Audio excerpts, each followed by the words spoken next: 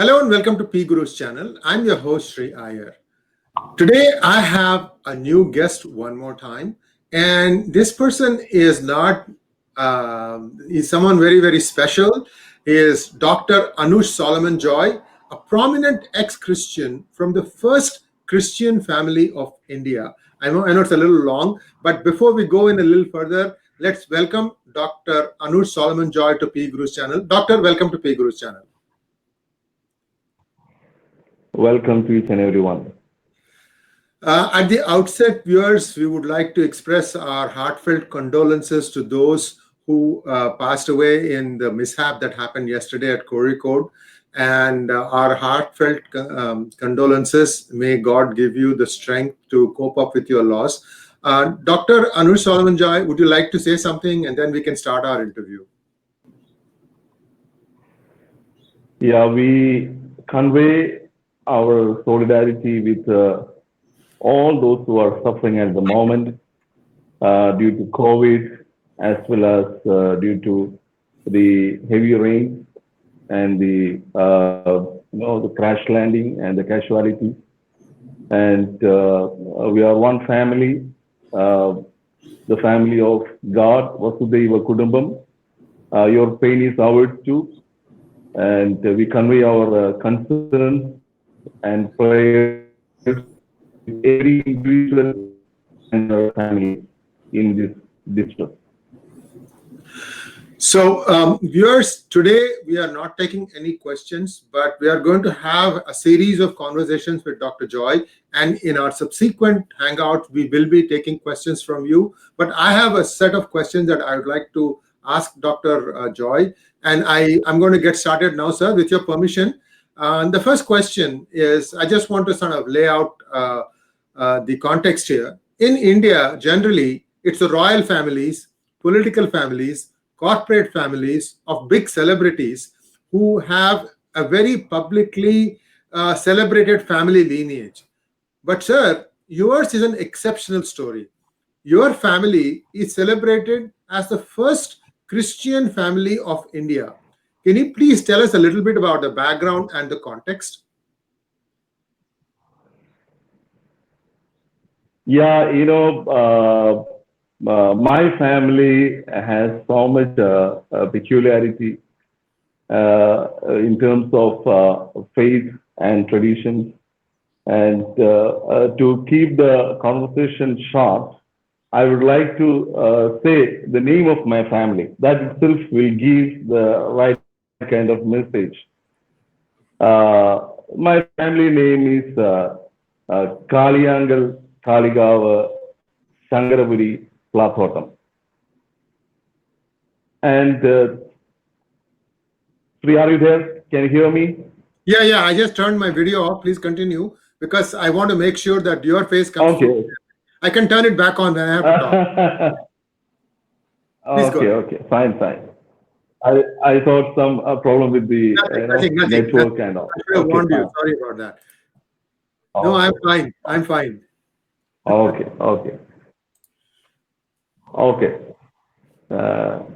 So the family name is Kaligava Kaliyangal Sangaravuri Plathotam. And you might have noticed that first three names are Hindu names. So yes, that itself says that we are from a Hindu background. Our ancestors were Hindus. And it became a taboo after becoming Christians that we will, regarding telling the other three names. So we are known as Plathotam family. I am from Plathotam family. But the original family name, the complete family name is Kaligava Kaliyangal Sangaravuri Plathotam. It very clearly states my roots. And what has happened is that I went back to my roots. That is one thing. And but all are inquisitive to know what are the reasons. That definitely I will share ideological reasons, what happened. And I wanted everyone to listen to that, because it's a matter of contemplation and restoration, not just a religious shift.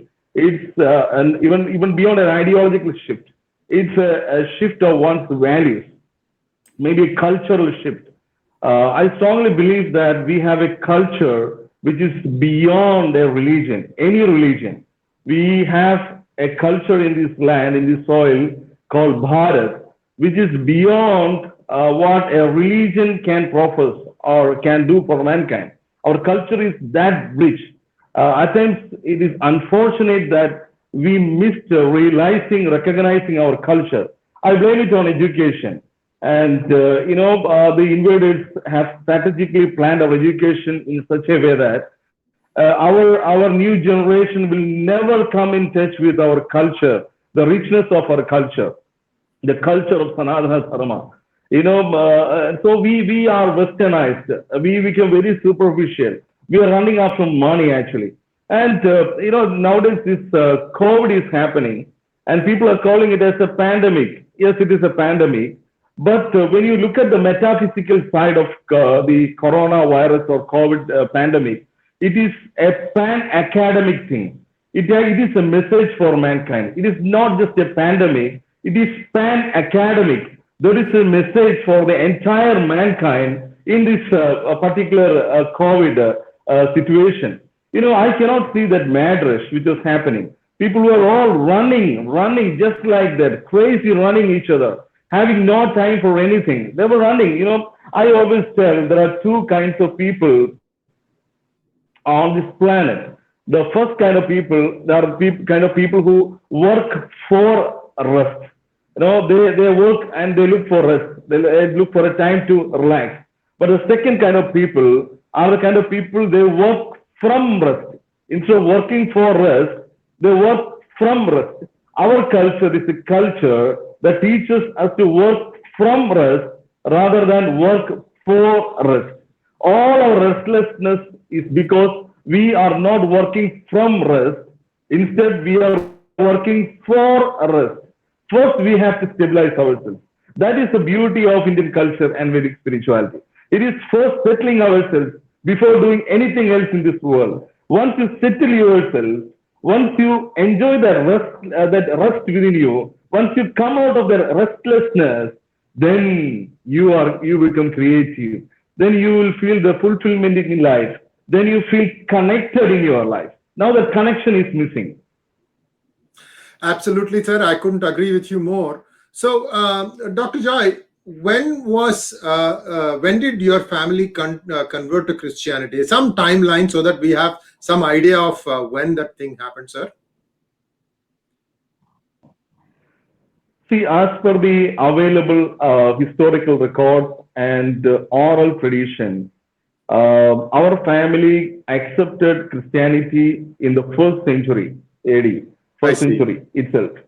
And we are the first family to accept Christianity in India. In the soil of Bharat, we are the first family to accept Christianity.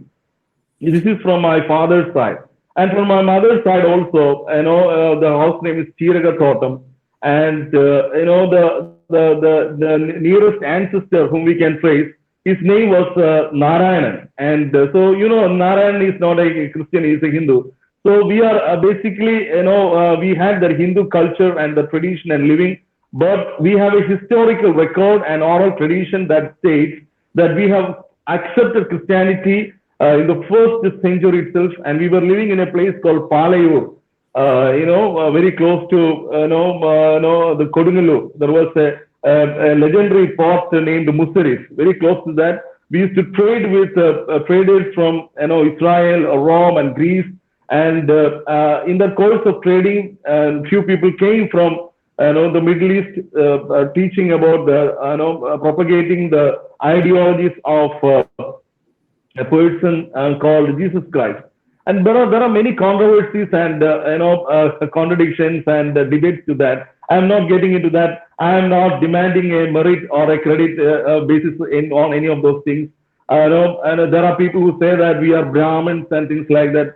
I don't want to go by such kind of claims because in Kerala there is a very wrong behavior impairment which I have seen.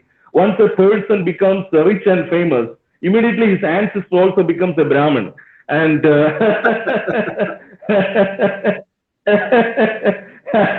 once they become rich and famous, so far till that time there is nothing. Once they become rich and famous, their ancestors suddenly becomes Brahmins. So I felt that in our family we have, blacksmith, goldsmith, yellowsmith, brownsmith, no-color-smith, and all kinds of smith. We are a collective of human beings rather than caste, and we are basically Hindus. That's what I wanted to say. We are, part of one culture, one family, and one soil. That's all. So let's take a look at your life as a young child.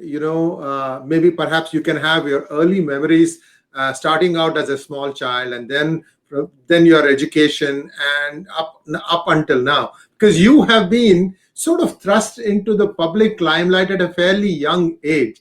How did you cope with that? Where did you start out?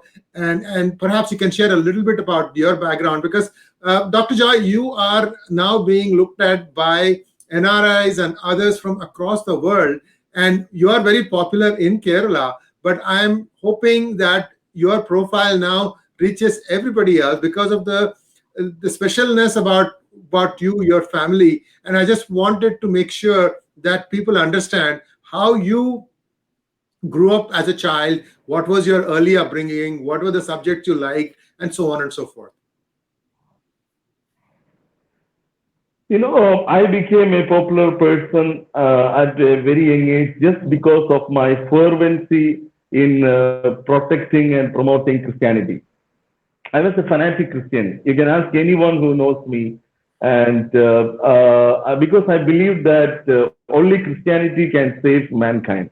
And, that was my belief. So I was very particular that whomever comes in contact with me, I should talk to them about Jesus Christ, that they are sinners, they are destined for hell, and the only way you can come out of hell, and get heaven, get into heaven is only by following the principles of Jesus Christ of Christianity.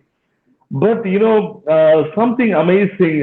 People tell me that I am born with a smile. That's a gift of God. And I always get that. I always kept that ordinariness in my life, and that is because, and that made me very famous, because I am a very ordinary person, especially when I communicate, and I don't keep any barriers or any kind of artificiality, and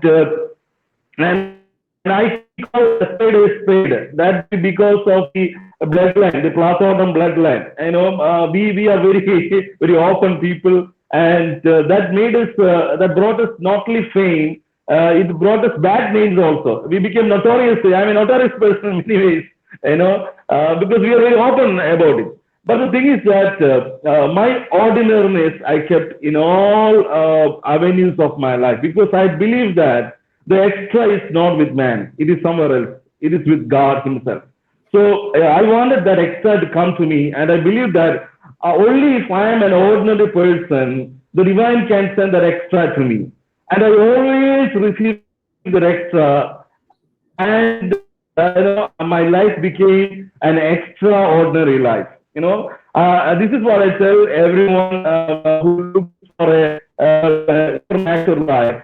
You become a very natural person. You become a very ordinary person, and you show your artificiality. When you become a very natural person, God has that extra, which is that super. Then God will send that super to you, and your natural and God's super together will make a supernatural phenomenon in your life. So I've experienced a lot of supernatural things in my life, and I never did anything. Other than becoming, being an ordinary person, a natural person, I never did anything artificial or any particular effort in making my life a supernatural, extraordinary life. So I was an exemplary person in terms of my career, in my behavior, and whatever it is, I excelled in all the avenues in my life. Well, that was a wonderful introduction to your childhood and your growing up. That smile is certainly charming, sir, and I hope you have it for many, many years to come. You see, your name reflects it, Dr. Joy. So, my attempt at humor, sir. Dr. Joy, if you cast your vision outside of India, you look at the Western world, whether it is Europe or America, people who are following the faith, they are tending to go less and less towards churches, towards religion. And in my personal belief, sir, my personal thing, I'm a Sanatani, and my personal belief is that you have to have a spiritual ground, a foundation. The reason for that is when things are going good, you don't have to worry about anything. But it is when things do not go good, that is when you have to dig deep within you to find the strength to cope with the adversities in life. And that's where spirituality comes. So my question to you, sir, is why do you think the West is moving away from the Abrahamic faiths?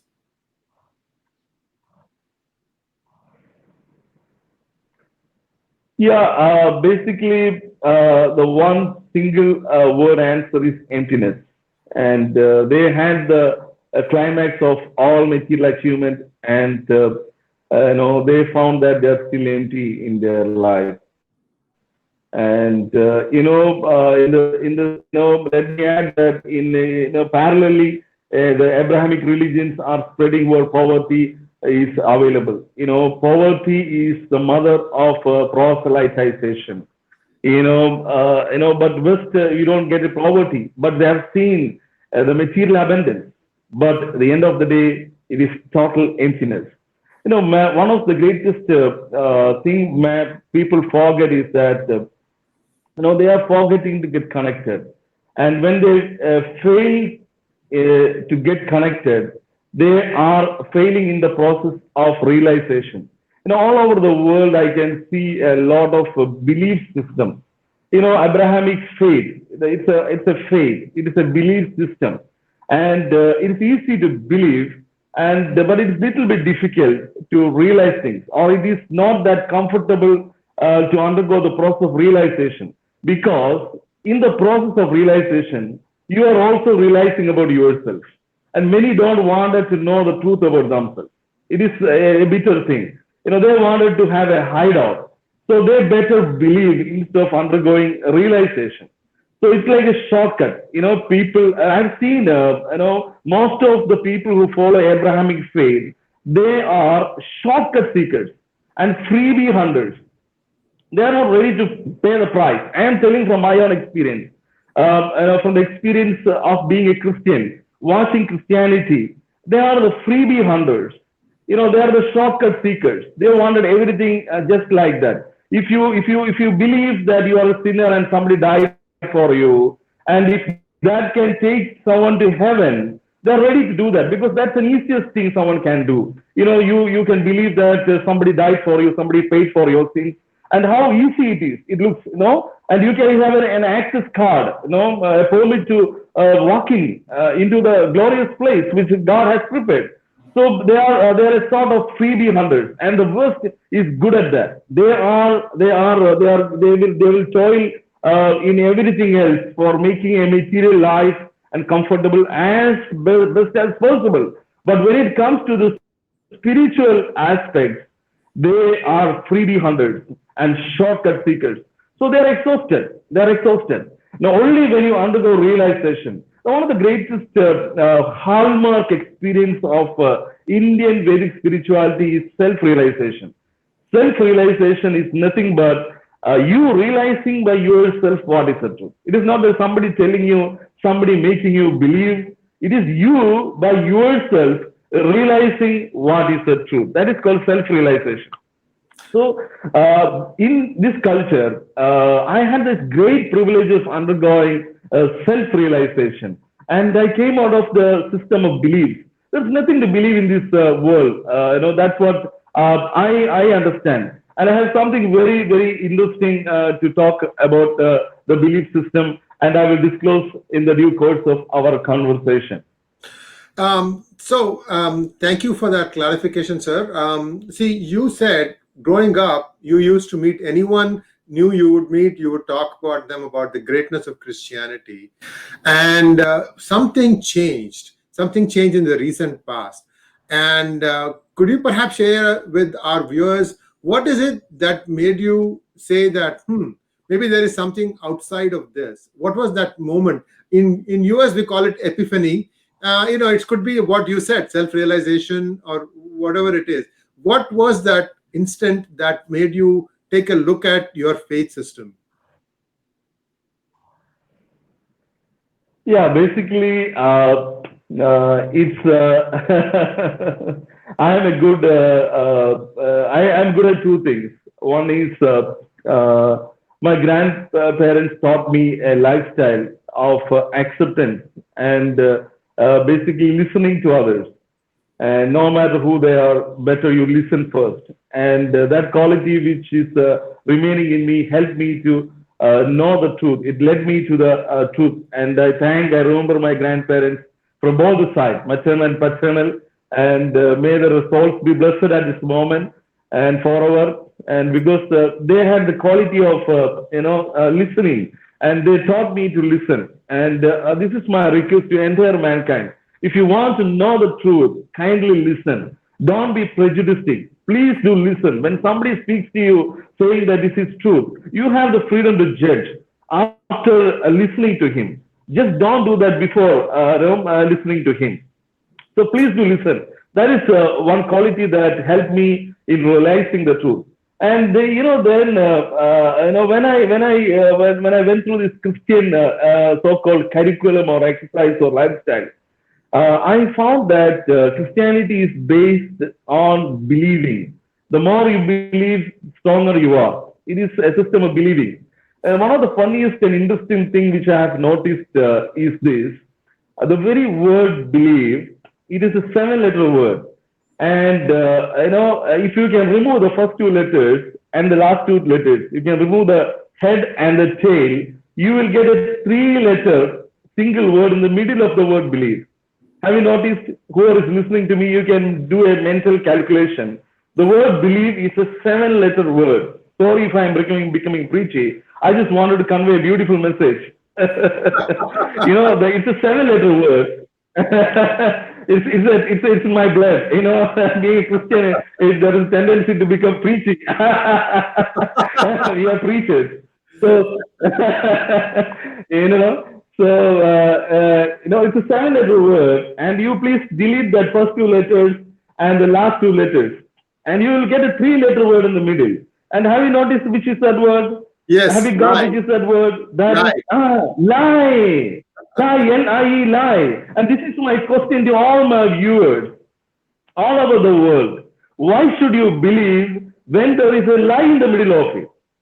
Why should you believe when there is a lie in the middle of it? Instead of believing, why can't you undergo self-realization?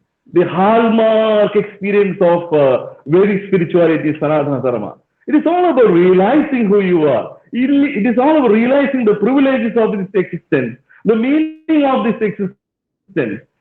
I don't do two things. After knowing all these things from Sanatana Dharma, the Vedic tradition and essence, I stopped doing two things in my life.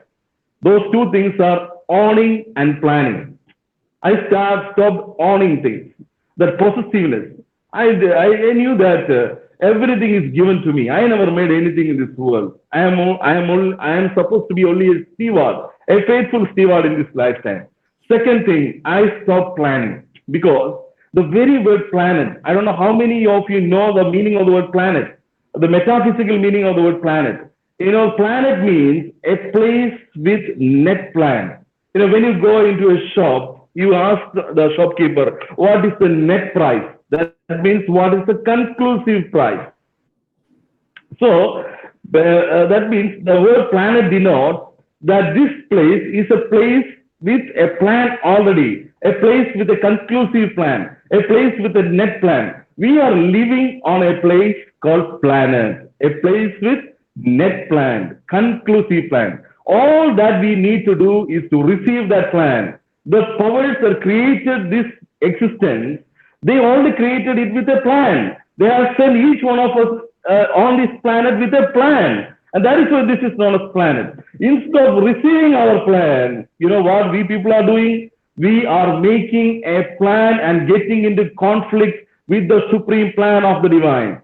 That's where the conflict lies. That's where we are having all this kind of troubles, social troubles, personal troubles, everything. Even the troubles with our physical existence, our health, our happiness, everything is in trouble because we are going against the planet, which is the plan which is already available here. So why you are accepting all this plan? Because you have believed in a lie. You are following a system of beliefs, and there is a lie in the middle of it. So to all my viewers, this is what I wanted to say. The hallmark experience of our culture is the experience of self-realization. We have a spiritual culture. I was studying about the first literatures in our culture. They are known as Adhyatma Ramayanam. It is a spiritual literature. Adhyatma Ramayanam, it is all about spirituality. It is all about that holistic dimension. We began with a holistic dimension, a spiritual dimension. So this is what I wanted to say, that, I experienced this wonderful experience of self-realization, and I'm inviting each and every one to leave any system, whatever system, let it be Christianity or Islam, you leave that. Why do you believe when there is a lie in the middle of it? You better undergo self-realization. You better embrace a culture, not a religion. People ask me, when did you become a Hindu? And I don't want to use that word Hindu actually, because it has become a misnomer. People use it here and there. People think they're Hindu. I never became a Hindu. In fact, I realized that I'm a Hindu, but that word Hindu has a different meaning, a different dimension to me. It is all that I left a religion. I decided to follow a culture. In a nutshell, I want to become more cultural and more cultured rather than a religious person. I wanted to be a human being in a more effective sense, rather than become a religious being. In this world, the problem is because there are only nowadays Hindus, Christians, and Muslims. There are no human beings. We are not human beings anymore. We are some kind of religion. Everybody is expression of some kind of religion to some extent in their own capacity and degree and in their circumstance. I am telling, we have to leave, we have to stop existing as a religious being and start becoming as human beings. We should become human, start exhibiting the humanness in our life. And that is the essence of our culture. Thank you, sir. And viewers, those of you who may have followed me on NewsX when I used to come on many debates, I used to use the same analogy that I am a follower of Sanatana Dharma. Now, Dharma has a lot of meanings. So my thing is, Sanatana means eternal. Dharma, dharayati iti dharma, flow. So I'm a part of an eternal flow that has been there for thousands of years. It is here today, and it will be there for thousands more years. We don't know what this is. That is the beauty of Sanatana Dharma. And sir, personally, and this is how I follow my life. There is an Upanishad called Taittiriya Upanishad. I by-hearted it as a child. I can still recite it, but I don't do it often enough. The only thing I remember that I keep in my mind is Satyam Vada Dharmanchara. Speak the truth, do the right. That's all I have. That is all my compass. That's what I use. And I'm sorry, I didn't want to tell you about my culture, my philosophy. My point in saying all this, sir, is this Sanatana Dharma has room to accommodate anybody, because there is something called as Bhakti Yoga, where you have a choice of a personal God. You can definitely follow that. All we are talking about is there is a religion, there is a culture. The culture is what binds all of us Bharatvarshis. We're all born in the same land. We all grew up with the same values. And I think that was the realization that you experienced. Correct me if I'm wrong. But sir, before you answer that question, how did your immediate family react to what you are doing? For them, this is a shock and embarrassment in all dimensions, because I am the firstborn in this generation in their family, and the entire family had great expectation of me becoming a great preacher, a great evangelist, worldwide evangelist. And so where they were involved in converting thousands of Hindus to Christianity, I have gone away from their vision and mission. So you can imagine the kind of pain and suffering and the kind of agony they are into. And above all, it was a blow to the kind of religious corporate they were into also. So I am against all kinds of corporate spirituality, and as I told you, it's a well planned thing. The spirituality, there is no need of a corporate structure in a way, but somebody, if they feel like doing something out of a genuine heart in a corporate manner, there is nothing wrong in doing that. But the aim should be pure selfless service, nishkama karma. And I completely agree with you with your thoughts on Sanatana Dharma. Yes, it is an eternal way of righteous living. I completely agree with you, and that's what I'm experiencing ever since I accepted this culture and this way of living. So this, change in your perspective must have shocked many people. Sir, are you in some kind of a physical distress or threat right now? I hope not. Yeah, definitely. I have a lot of threat to my life, my property, my profession, and my family, my immediate family, and because my exit from Christianity has disturbed many people, because I am a key person who knows the secrets, the inner side of the corporate Christian world. So many are in trouble, many are in distress, and I have published a book with the title Exposing a Real Threat to the Communal Integrity and Social Security of the Nation, India, and Humanity at Large. And people have filed a lot of suits against me, fabricated petitions against me, they're legally harassing me, they have physically harassed me, and there is a lot of story, harassment I have went through and I'm going through.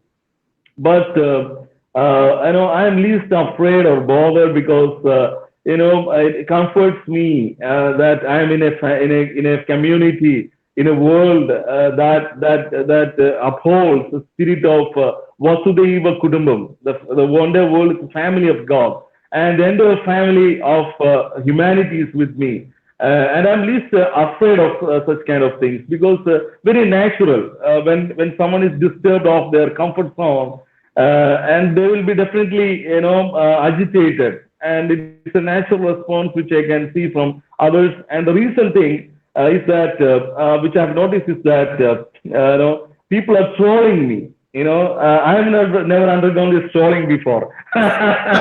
People, wherever I do an interview, people take my video and they started trolling me. And one man, he said that he is doing something called apologetics. And apologetics, the art of verbal and intellectual fighting. And but after listening to him, I felt that it is like some Apollo doing some athletics. And there is nothing called apologetics in that. This is some circus, some trolling. It's not apologetics. People are trying to ridicule. Why I'm telling you, you can ridicule anybody. You have the freedom of doing that. But please do listen. Even before me telling the reasons why I left Christianity, people start ridiculing me. You can see their agenda, how prejudiced they are, how unchristian they are. According to their own doctrine, I am telling how unchristian they are. If I am their enemy, according to their Bible, they have to love their enemies. So they have to love me. If I have become their enemies, they have to love me. Yeah. So yeah. I'm just trying to understand the mindset here, sir. Now, if you look at Sanatana Dharma, its basic tenet is Sarva Dharma Samabhava, all respect to all religions. Now, this is where there is a contention. You take someone from the Muslim faith or from the Christianity faith, they always say that you should convert to my religion because mine is superior. Now, this is the disconnect in my opinion, and I believe this disconnect can be best bridged by all of us who are born in Bharatavarsha, because our Dharma tells us that inherently everybody needs to be respected. Now, how do you see the way forward so that the entire Bharatavarsha can see the same vision and move forward? I'm not saying no, anybody should convert back to Hinduism or Sanatana Dharma. No, I'm just saying, how do we start? By respecting each other's view of religion. Yeah, I believe that it is all about another level of awareness which our population should undergo, and especially understanding our culture. We never had a religion in our land. We only had a culture, and that culture originated from the banks of a river known as the Indus River, or in Indian way of saying Sindhu River. The Indus River, it was the place of a civilization, and that civilization had certain peculiarities. It was not like other civilization. Two things was the hallmark called the features of that civilization. First thing, it was an all-inclusive civilization. It included Persians, Zoroastrians, and everybody in this world, all types of religion and culture. It was an all-inclusive civilization. Second thing, it was an evolving civilization, ever-evolving civilization. So when we say that we have a Hindu culture, it denotes two things. First is, it is all-inclusive. All-inclusive in the sense, it includes the freedom of faith. It includes the freedom of faith and practice. Second thing, it is ever-evolving. So once we restore that cultural awareness within us, that we are all inclusive and ever evolving, we can accept everybody. I am not saying that my family members should become Hindus or Sanatana Dharmis. You please undergo realization. That's all I am saying. Don't believe my words. Don't believe whatever I am saying. You undergo realization. That is our culture. It's all about realization. And we are accepting you, we are including you, we are not in conflict with you. We don't want to fight with you because we understand the kind of feelings you are having. We understand the kind of culture and social bond you are right now into. So we are not trying to pluck you out, or we are not expecting you to come out of something in a radical manner and put your solidarity express to us. Nothing like that. You are otherwise also part of us. And there is a freedom of faith and expression in our culture. And this is possible only in our culture. See, people dare to say that our constitution is secular constitution. I am telling that much before our constitution. Why are you bringing constitution here? It only came after the independence. Much before, ages before our constitution. By culture, we are secular. We have a secular culture. What a blessed land is ours. What a blessed country is ours. We include everybody. That is why Hinduism and Christianity came here. That is why our family became Christians. That is why Islam came here. And we have equal freedom of expression here. And we are not prohibiting or denying or harassing anybody saying that, no, we are only stopping people when they hurt other religions. We all need our own space. That's a law of nature. We cannot see a tree conquering another tree and saying that is my place, that is my ancestors, or nothing like that. We have to leave that space. We have that space, that kind of, and the realization and the spiritual quality within us. And it is the same quality that helps us to live in peace with every other religion in this world. And Hinduism, when we take, we can see even the expression of the divinity is myriad. They say that we have only one God and you have thousands of gods. And I tell, even God would like to be a Hindu because he can take any expression. Today, if you want to be a lion, he can be a lion. Tomorrow, if you want to be, a cat, he can be a cat. Today, he wanted to take the name of Krishna, he can take. Tomorrow, he wanted to take of the name of somebody else, he can take. There is so much freedom of expression in our culture, in our spirituality. So I feel that it is an all-inclusive, ever-evolving ecosystem, and Hindus, it's not only Hindus, everyone are part of it. And people should feel that security and that sense of belonging and start living as a single ecosystem instead of fighting our religion and quarreling over dogmas and concepts and belief systems. Earth is the commonwealth of mankind, and we collectively on this place. I wonder why people are fighting for silly things. We have to learn from the nature. The migratory birds, they don't fight each other. They come and go whenever they want. At least we should have the kind of awareness they are having, the human beings. Absolutely, sir. I couldn't agree with you more. In fact, I would like to share a small experience of mine. I was in the island of Trinidad and Tobago last year.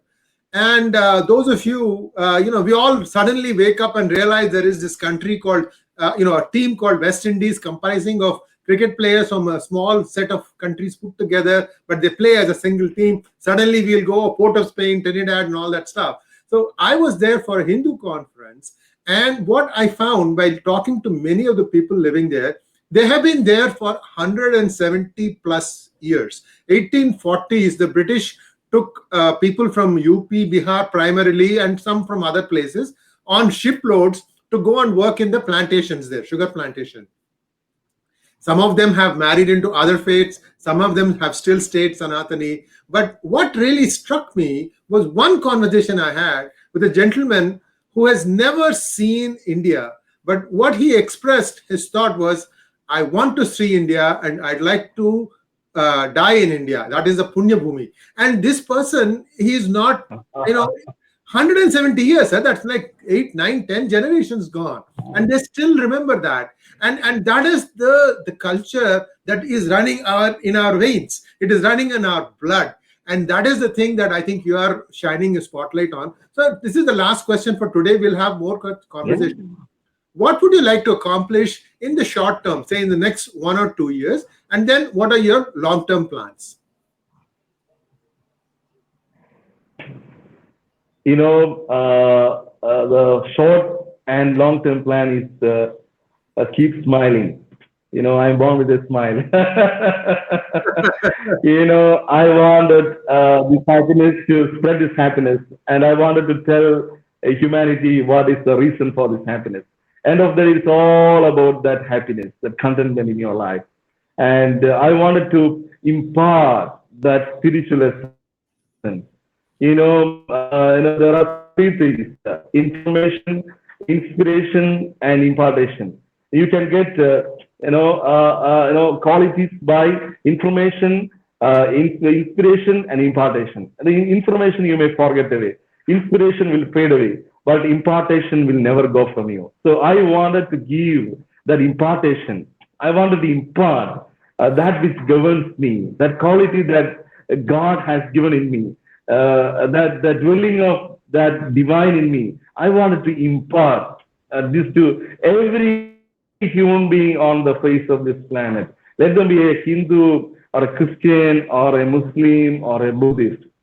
You remain in your religion, but you can experience this universal spirituality. And I am ready here, to impart that. That is my, a long-term and short-term goal. And I believe that India in the coming days has a great role, an amazing role. I appreciate our Prime Minister in bringing yoga to the limelight of humanity, of social expression. Yoga is such a great thing, and I wanted to become an ambassador of yoga and Sanatana Dharma. And I wanted to tell the scope of yoga, how you can get connected with the divine, how you can evolve in your consciousness, and how society can get transformed. Humanity can become as one family. We can forget wars and conflicts and all this kind of nitty-gritty things and live a great life, an amazing life. Why are we fighting? Why are we like this? People say that this COVID is such a big thing and it's a pandemic. It is something natural. It's a message of the nature. It is pan-academic. Stop this madness. Why are you doing this kind of things? For whom are you making this much wealth? And I have a lot of things to share with mankind in terms of wealth, making wealth. So I believe that this lifetime of mine is to spread this very happiness and well-being which I am having within my life. That's a long-term and short-term goal. Thank you so much for sharing your thoughts on our channel, Dr. Joy. And I can guarantee you this is just a first of many such conversations that we are going to have. It was a pleasure and an honor to have you on our channel, sir. Namaskaram, and we hope to be back with you very soon. Thank you so much, Sri, and your team. You are doing a wonderful job. and you have brought many key individuals and information available for mankind. May the divine bless you and guide you in abundance. Thank you for the time. Thank you for those kind words, sir. Namaskaram.